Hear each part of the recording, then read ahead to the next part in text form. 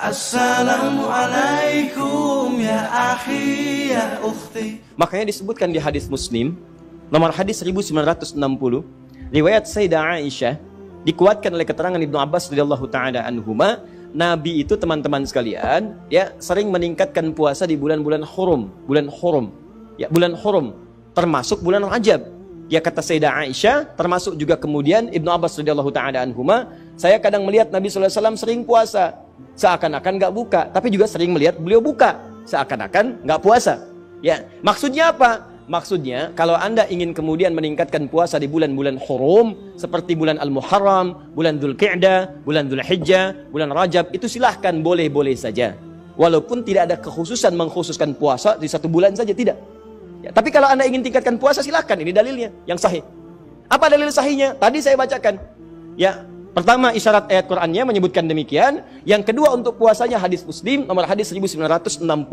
Kalau Anda ingin menunaikan puasa di bulan Rajab dengan mengikuti Nabi, isyaratnya untuk menghidupkan evaluasi diri, terkhusus di bulan-bulan haram yang 4 tadi, maka itu tidak ada masalah, silahkan.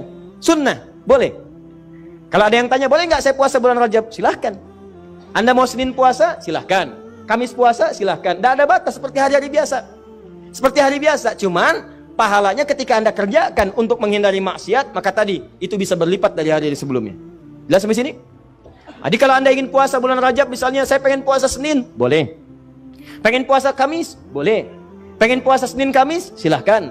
Pengen Ayyamul Bid, silahkan. Pengen puasa Daud, silahkan. Atau pengen misalnya puasa beruntut, Senin puasa, Selasa puasa, Rabu puasa, Kamis tidak, boleh. Apa dalilnya? Tadi, karena puasa di bulan-bulan hurum dianjurkan oleh Nabi SAW. Bulan hurum ada 4, 1 Dzulqa'dah, 2 Dzulhijjah, 3 Al-Muharram, 4 Rajab. Paham? Tapi kalau ada kemudian yang menyampaikan kepada Anda, kalau Anda puasa di bulan Rajab akan mendapatkan pahala sekian. Puasa di bulan Rajab mendapatkan surga, nanti di surganya ada sungai, namanya Sungai Rajab, ya kan? Puasa sehari di bulan Rajab, maka Anda akan diampuni semua dosa, dibebaskan dari neraka. Kalau sudah bebas dari neraka, ngapain puasa Ramadan? Jelas? Jadi keutamaan puasa di bulan Rajab itu sebetulnya keutamaan umum yang disebutkan dalam dalil-dalil masuk dalam kategori puasa dan ibadah di bulan-bulan hurum, seperti keutamaan di 3 bulan yang lainnya.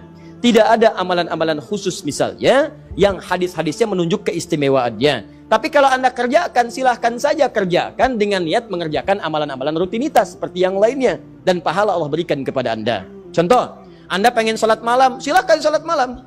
Mau di bulan Rajab, bulan Sya'ban, bulan lain silahkan. Ya, sholat pertengahan malam silahkan, tahajud silahkan, ba'diyah maghrib silahkan, ba'diyah isya silahkan. Tapi kadang-kadang teman-teman sekalian, jangan sampai kemudian termotivasi oleh dalil-dalil sebetulnya yang tidak ada susunannya atau informasinya dari Nabi SAW.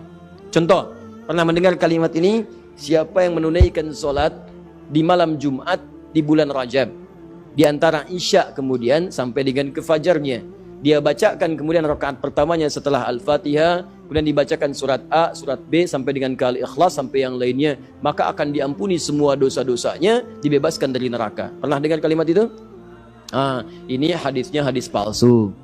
Ya, hadisnya hadis palsu. Bahkan di kitab hadis palsu pun tidak ditemukan. Ya, saking palsunya hadis ini, di kitab hadis palsu pun tidak ditemukan. Pernah dengar hadis ini? Inna fil jannati baban yuqalu Rajab. Di surga itu ada satu pintu, satu sungai. Nama sungainya Sungai Rajab. Siapa yang bisa puasa sehari di bulan Rajab, maka dia akan mendapatkan kenikmatan surga di situ dengan air minum dari Sungai Rajab. Pernah dengar? Nah, itu hadisnya pun hadis palsu. Saking palsunya, teman-teman, di kitab-kitab yang primer pun tidak ditemukan. Saya sudah menggali, ada 7 kitab yang menyampaikan itu. Saya sudah tulis semuanya, 7 kitabnya, di mana ininya, rawinya siapa, saya sampaikan semua.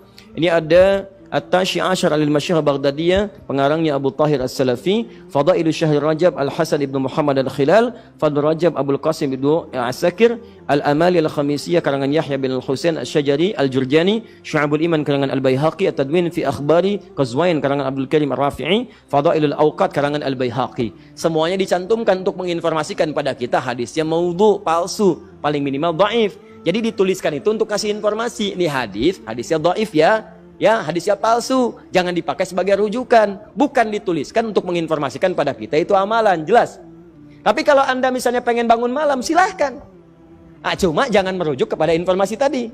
Jadi kita bersikap adil di tengah-tengah. Awas hati-hati. Hadis ini ditampilkan bukan untuk mencela orang. Jangan sampai Anda melihat ada orang misalnya puasa di bulan Rajab, Anda katakan, oh ya hadis palsu. Bukan. Karena dia bisa menggunakan yang sahih. Jelas. Anda sendiri nggak puasa, malah mencela orang.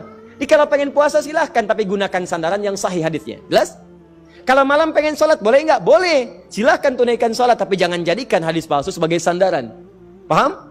Ustadz, kenapa hadis-hadis itu muncul? Pada asalnya niatnya baik, cuma dilakukan dengan cara yang salah. Apa niat baik itu? Ada sebagian orang melihat keutamaan banyak di bulan Rajab, tapi orang banyak meninggalkannya. Akhirnya dibuatlah anjuran-anjuran untuk mengerjakan itu semua. Cuma dituliskan dengan cara yang salah. Begitu disampaikan dengan cara yang salah, jadilah kemudian acuannya keliru. Itulah asal munculnya orang banyak mengerjakan amalan mengacu pada dasar-dasar yang kurang sempurna. Paham sampai sini? Jadi kalau saya tanya, boleh nggak puasa di bulan Rajab? Boleh. Boleh nggak sholat malam di bulan Rajab? Boleh nggak sedekah di bulan Rajab? Boleh nggak mengkhususkan saya puasa sehari di bulan Rajab dapat surga? Boleh? Itu yang dalilnya bermasalah. Paham sampai sini? Jadi itulah asal muasalnya, runtutan ayatnya sudah ada jelas, hadisnya sudah ada, yang palsu sudah ada, yang sahih juga ada, yang sahih dijadikan acuan, yang kemudian dhaif atau palsu kita tinggalkan. Sepakat sampai sini? Maka kalau sudah sepakat, yang tidak sepakat kita tinggalkan dan tidak ada pertanyaan lagi sampai harus diulang ke tahun depan. Assalamualaikum ya akhi ya ukhti.